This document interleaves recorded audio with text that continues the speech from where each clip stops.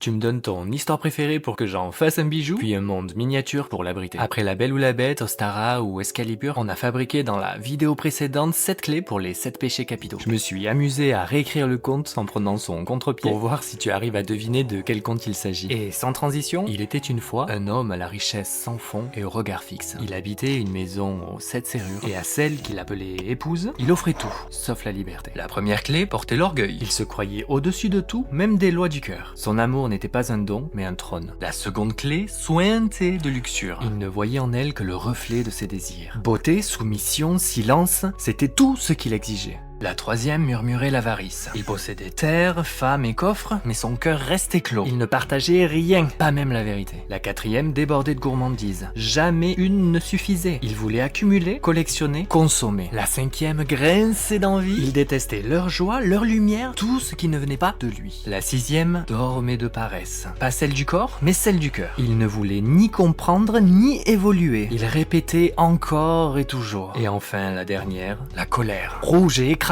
c'était sa colère, celle qui éclatait quand on osait désobéir, celle qu'il utilisait quand il avait peur d'être vu tel qu'il était. Ce n'est pas la curiosité qui détruit, mais ce que l'on verrouille derrière des portes closes. Le problème n'est jamais la serrure, mais celui qui tient les clés. Alors, t'as deviné ?